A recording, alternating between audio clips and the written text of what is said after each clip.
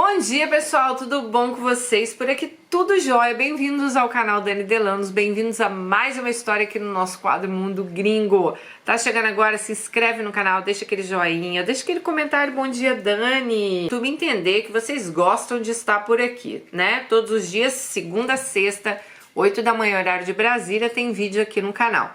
Bom, gente, quer mandar sua história? daniresponde@hotmail.co.k.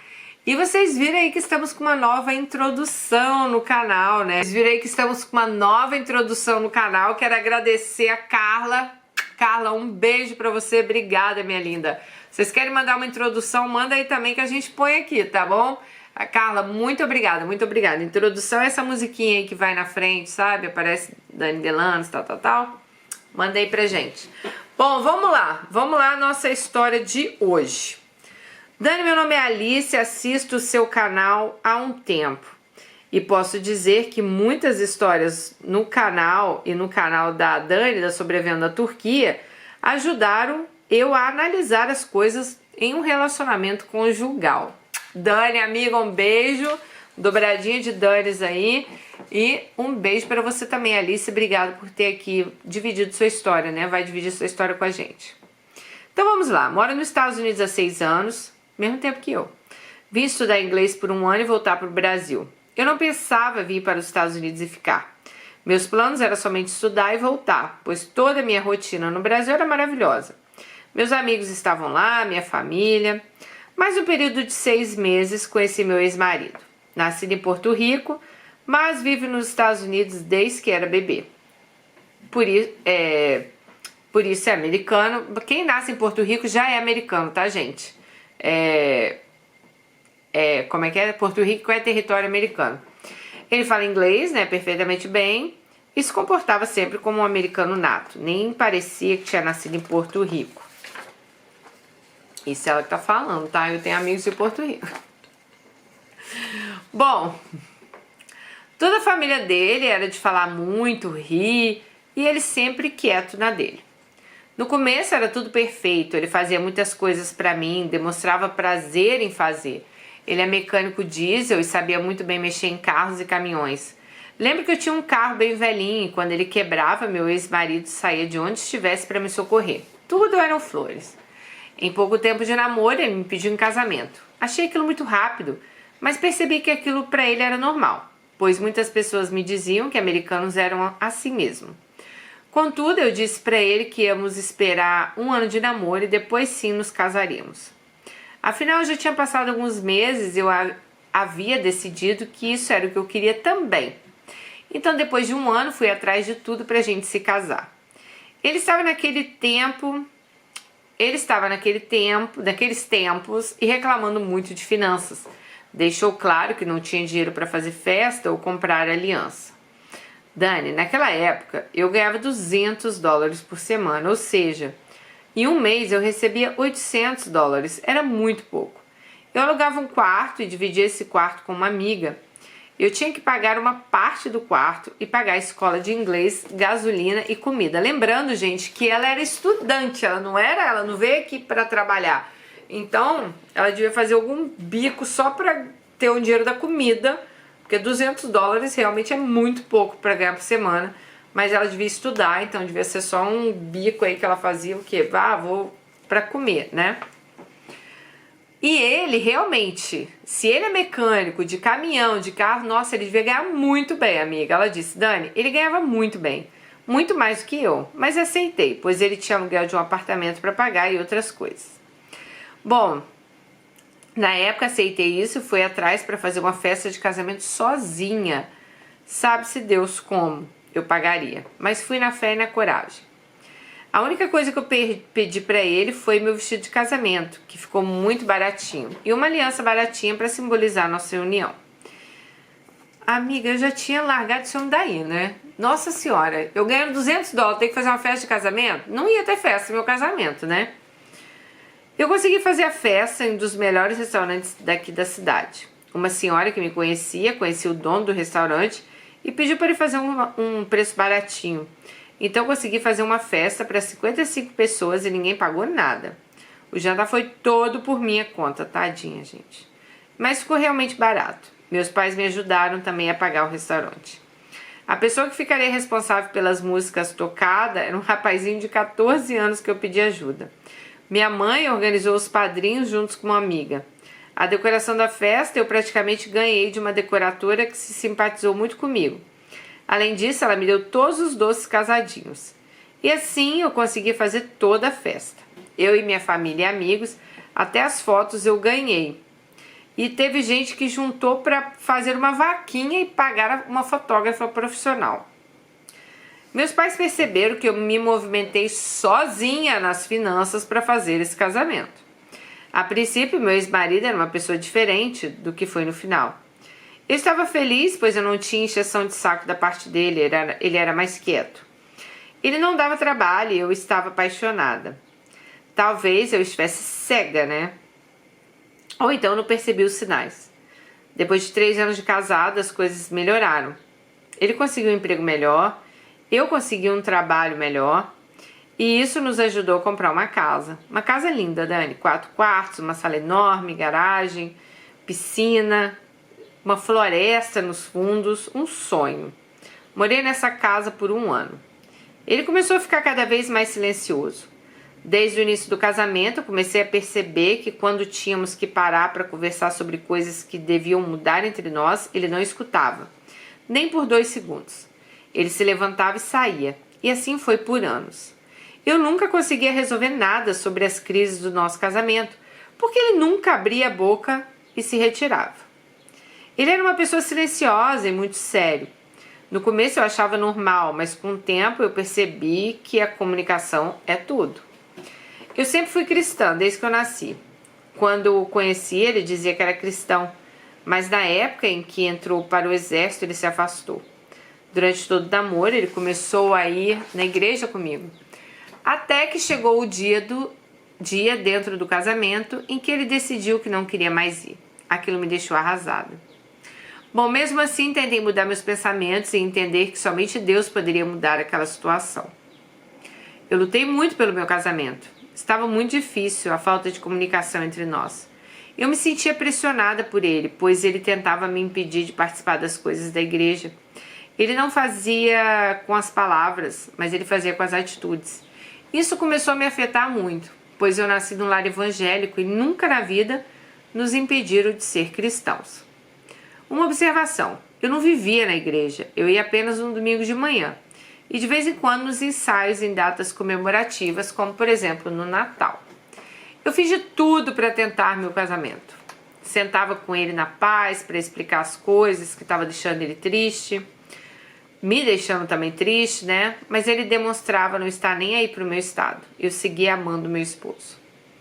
Por ser meu esposo, na época, ele era o que eu queria. E por isso eu lutei por ele, acreditando na mudança dele. Eu comecei a me sentir tão sobrecarregada em casa que eu acabei sentindo o mesmo no meu trabalho. E pela primeira vez eu caí em depressão.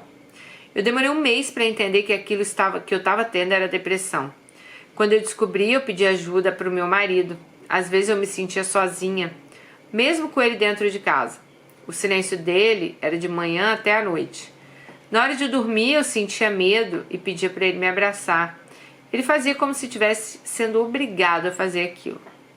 Ele me tratava com frieza e não fazia questão de entender o que estava acontecendo comigo. Inclusive um dia ele disse que aquilo que estava acontecendo comigo não era da conta dele. Ele falou o seguinte: não é da minha conta o que se passa dentro da sua cabeça.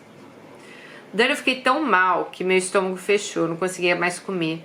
Eu não conseguia me concentrar no trabalho, me sentia fraca ao ponto de não querer sair da cama. Então minha chefe me deu 20 dias para ficar em casa descansando.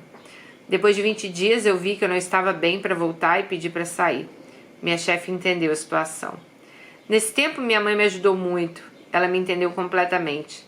Eu sentia medo de ficar sozinha, então eu ligava por videochamada às 7 da manhã e só desligava às 10 da noite, quando era hora de dormir. Na época eu não tinha coragem de contar para ninguém o que estava acontecendo comigo. Mas como sempre eu tive o apoio da minha mãe e tenho ela como minha melhor amiga. Então eu desabafei. Minha mãe tentava me ajudar à distância com todo aquele pavor que eu sentia durante a depressão. Eu acho que foi até síndrome do pânico. Até que um dia eu não aguentei e caí no chão toda tremendo. Minha mãe disse que pensou que a distância poderia me ajudar, mas que não podia ser assim. Então ela me pediu para ir para o Brasil passar um tempo com eles. Meu pai conversou com meu marido e até foi amoroso com ele. Disse que ia lá passar um tempo com eles para voltar saudável, mas que isso não era uma atitude de abandono. Meu pai levou em consideração que ele já tinha sido casado e abandonado, não só pela ex-mulher, mas também pelo pai que se suicidou quando ele era criança. Sim, meu ex-marido já havia sido casado. Quando eu conheci, ele estava divorciado.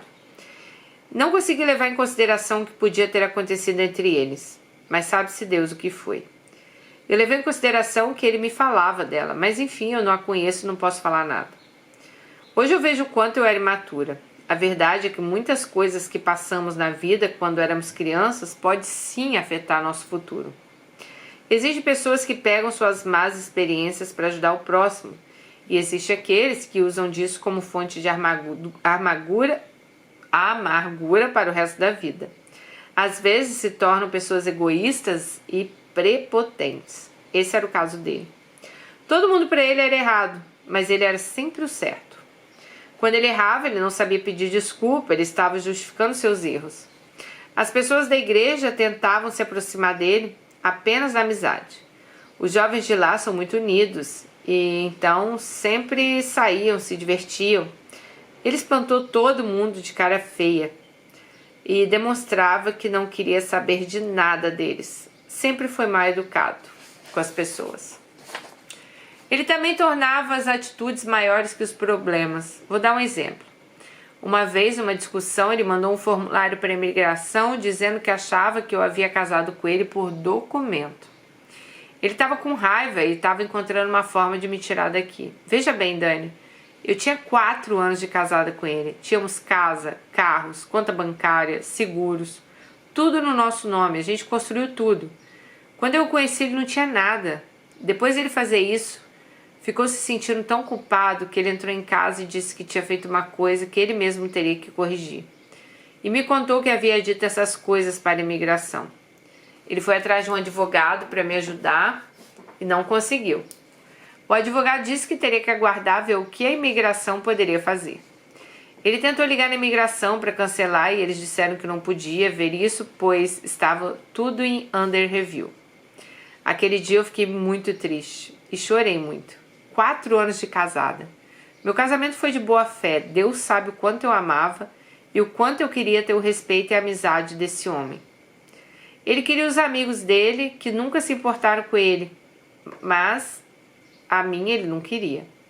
Bom, voltando na parte que fui para o Brasil, fui muito bem cuidada lá. Eu estava muito magra. Meu pai me deu remédio, me abriu o apetite e assim, em 40 dias, recuperei meu peso. Minha mãe me fazia dormir na cama com ela. Eu fiquei desesperada porque eu não conseguia dormir e ela me ajudava com isso. Me levou ao médico, me tratei, tomei remédio, tudo isso me ajudou. E eu me recuperei. Depois disso, minha mãe não queria me deixar voltar. Ela dizia que eu deveria voltar apenas se eu estivesse 100% curada. Mas eu voltei alegando que eu tinha meu marido para cuidar nos Estados Unidos. Voltei para os Estados Unidos melhor, mas não 100%. Esqueci de mencionar que meu ex-marido era muito ligado a dinheiro e bens materiais, mas não era uma pessoa que apreciava a maior riqueza da vida, que é a família. Quando eu voltei, ele me perguntava quando eu ia voltar a trabalhar e eu dizia que assim que eu me sentisse completamente bem. Pois no trabalho, até quando o telefone tocava, meu coração acelerava e eu me sentia mal. Ele ganhava muito bem, podia pagar as contas da casa e nos sustentar e ainda sobrar. Mas ele sempre foi imprudente com o dinheiro. Ele gastava com peças de carro, moto. Todo dia tinha uma caixa de compra na porta de casa. Era ele gastando e reclamando. E eu não trabalhava. E ele reclamava, né? Questionei ele por que dele reclamar que não tinha dinheiro e gastava tanto. Ele respondia dizendo que ele quem trabalhava, que o dinheiro era dele, que ele fazia o que ele quisesse. Bom, mas ele me infernizava todo dia dizendo que eu não tinha depressão coisa nenhuma e que aquilo era uma desculpa que eu usei para não ir trabalhar. Eu fui clara dizendo que na verdade o fato de eu não trabalhar estava impedindo ele de gastar com coisas desnecessárias que ele queria. Um dia eu disse para ele que esposa não servia só para trabalhar não, servia também para ajudar em casa, dar carinho, cuidar, e ele soltou a frase: eu não quero nada disso, vai trabalhar e trazer dinheiro para casa. Ai, que nojo. Aquele dia eu senti como se algo tivesse entrado no meu coração e arrancado algo ali de dentro. Eu senti como se ele tivesse acabado. Me levantei e falei: se você não se importa, eu também paro de me importar. A partir de hoje eu vou viver pra mim. Vou me cuidar e estar com as pessoas que eu amo. E parei de me importar com as reclamações dele. Parei de me importar se tinha comida feita ou não. Fui atrás de um trabalho que fosse exatamente bom para o meu estado emocional e que me ajudasse financeiramente, porque eu comecei a ver as atitudes dele e comecei a ter medo de um dia ele me colocar para fora com uma mão na frente e outra atrás. Comecei no meu novo trabalho e isso mudou as coisas lá em casa. Meu marido estava mais maleável. Eu queria muito um cachorro, porque sempre ouvi falar que cachorro era uma boa escolha quando a gente não está bem. Meu ex ganhou um cachorro lindo de olhos azuis e me deu. O nome dele, Ocean, que é oceano, né, em português. Aquele cachorro me amava e eu amava ele. Quando eu chegava do trabalho, ele entrelaçava as patinhas da minha cintura e aquilo parecia um abraço. Comecei a estar mais entre as pessoas que eu amava, parei de me isolar e eu senti o carinho do cachorro todos os dias e isso me ajudou muito. Um dia eu perguntei para o meu ex se havia algum amigo influenciando ele contra mim. Ele disse que não. Perguntei também se tinha outra mulher na vida dele, ele disse que não. Eu com tudo isso pensei em tentar reconstruir meu casamento novamente. Mas um dia veio uma discussão e depois disso fui trabalhar. Quando eu cheguei em casa à noite, estava esperando meu cachorro me abraçar e nada. Quando eu senti a luz, não tinha mais cachorro. Ele tinha dado meu cachorro. Gente, aquele dia eu chorei muito. Pedi para ele meu cachorro de volta e ele disse que já estava com outra família. Eu fiquei muito triste. Então no dia seguinte eu saí de casa e disse para ele que a gente precisava dar um tempo. Fiquei na casa de uma amiga por um mês. Nesse tempo ele ficou arrependido e adivinha o que ele fez? Lembra o pessoal da igreja que ele demonstrava falta de respeito total? Pediu ajuda a eles. Fui atrás do meu pastor, dos meus líderes para voltar comigo. Nesse um mês fora eu estava vendo o que eu faria, se eu perdoaria ou não. Então o máximo que o pessoal da igreja fez foi escutar tudo o que havia me acontecido. E assim meu pastor aconselhou meu ex-marido dizendo que as coisas que ele havia feito não foram boas e que isso não se fazia como esposa. Meu ex-marido se demonstrou arrependido, disse para mim que queria tentar nosso casamento novamente e nesse tempo ele teve um acidente de moto, quebrou o pulso, foi para o hospital e demorou dias até fazer a cirurgia.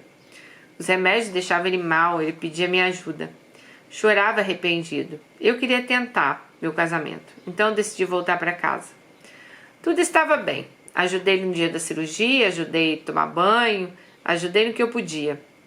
Quando ele estava ficando melhor, se virou para mim e disse que queria o divórcio. E foi com essa frase: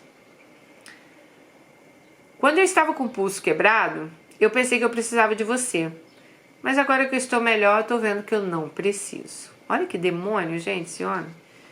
Eu fiquei desacreditada que eu estava ouvindo aquilo e na maior naturalidade ele falando. Ele foi atrás de uma advogada e deu entrada no divórcio. Aquele dia eu me calei, fiquei calma e dentro de mim orando a Deus para ter meu casamento restaurado. Eu achava a atitude dele estranha. Um dia voltando do trabalho, ele estava dormindo na sala e o celular do lado. Peguei o celular dele e vi um amigo que o influenciava contra mim. E também vi mensagem de uma mulher.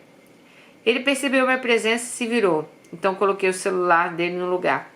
E disse que ele tinha mentido para mim, que ele estava me fazendo eu me passar de doida. Pois muitas vezes eu perguntei se havia outra mulher, ele nem imaginava que eu tinha a senha do celular dele, pois eu não tocava no celular dele, ele não deixava. Então eu nem sabia o que ele fazia. Eu nunca sabia com quem ele falava, creio que ele esqueceu a mensagem no celular.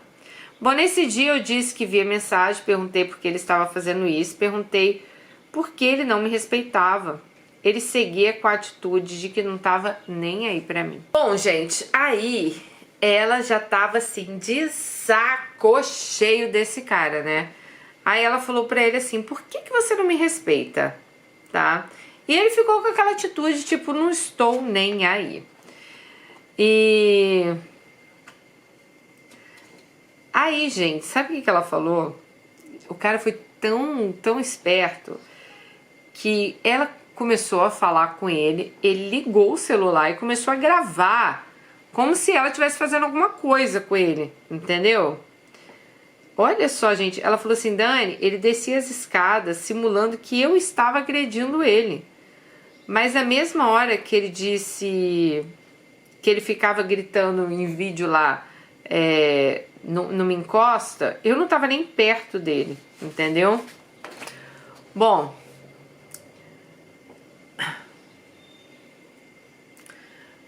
eu fiquei muito chateada.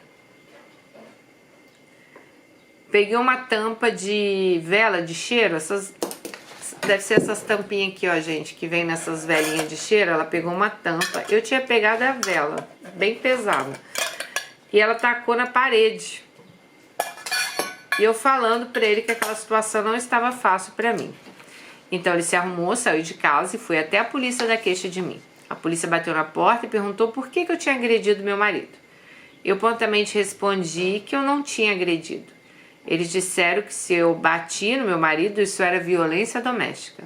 Me deram um papel com o depoimento dele, dizendo que ele apareceu na delegacia com um leve vermelho no ombro e eu ficando a entender quando foi que eu tinha agredido ele.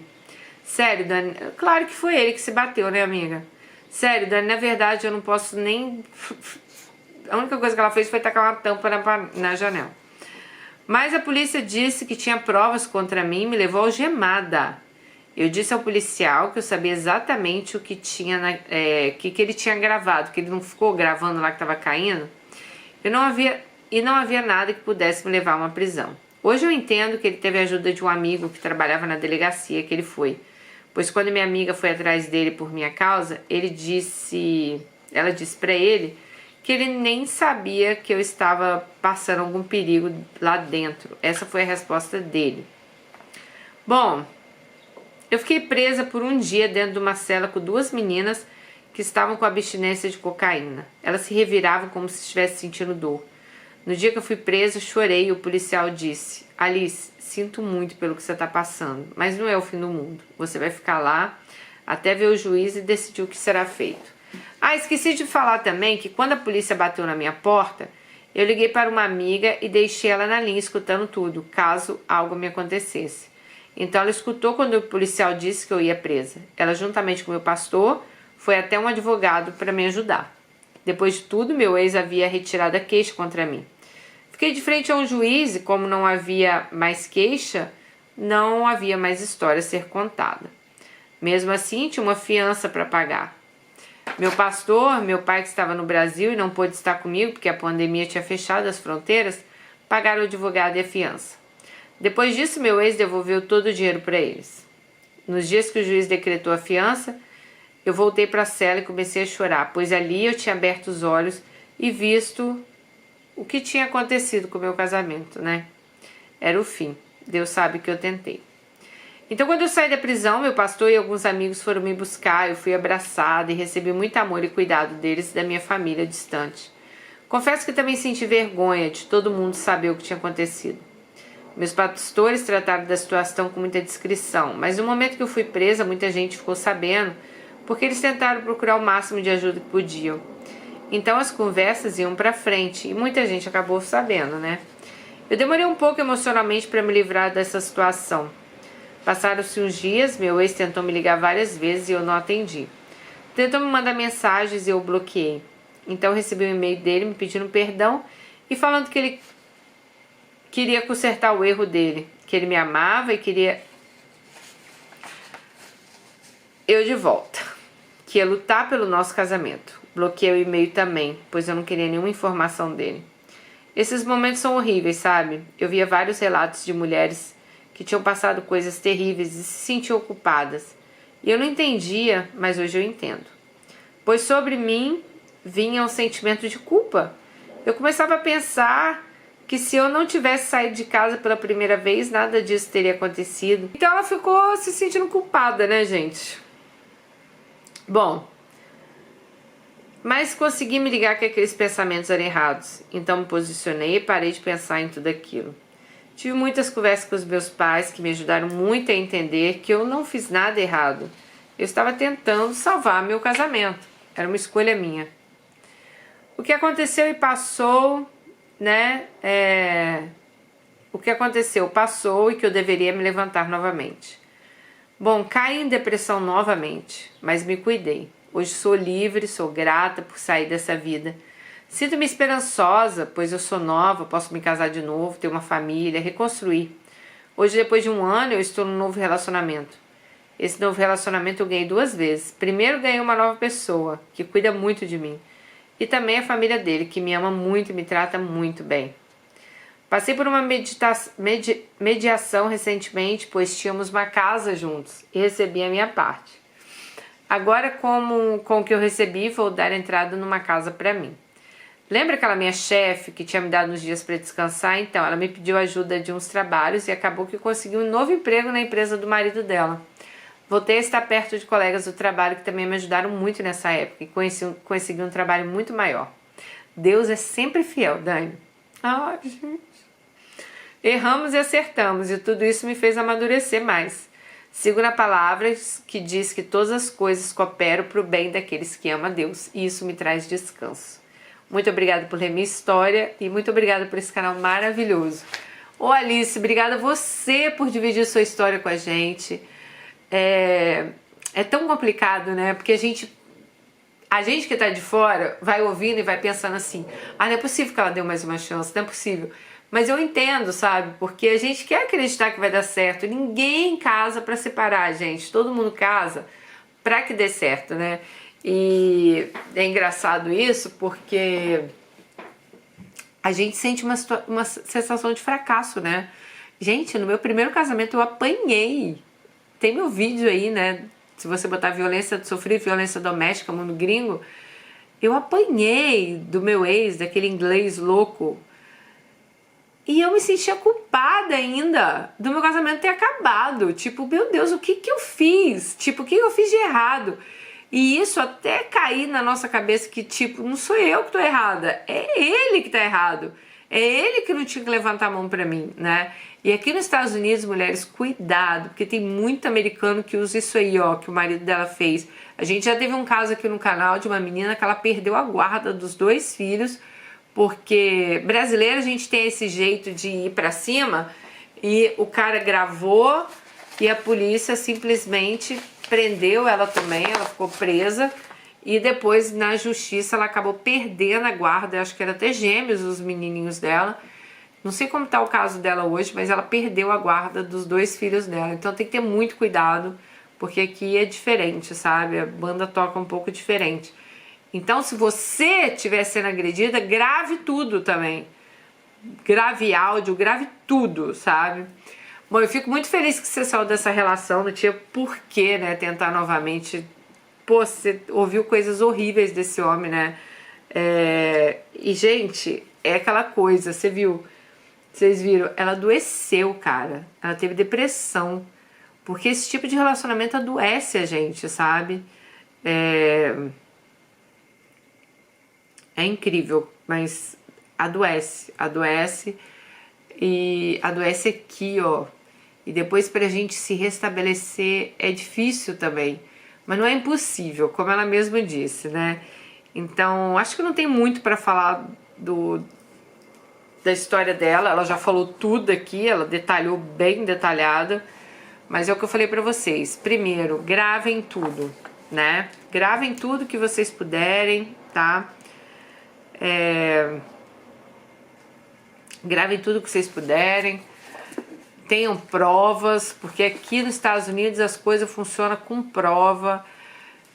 Cara, tá vendo que o casamento não tá indo bem, que você tá adoecendo. Gente, a pessoa tem que estar do seu lado pra te fazer feliz, já falei isso, não é pra te adoecer, pra te jogar numa cama, te dar depressão. Esse cara com certeza tem problema, visivelmente ele tem problema. Agora ele que tem que se tratar, né? E ele vai adoecer, coitada. Outras mulheres que estiverem do lado dele, com certeza vão adoecer ali. É triste isso. Ó, Um beijo, deixa aí o comentário pra ela, tá bom? Um beijo pra vocês e até o próximo vídeo. Tchau!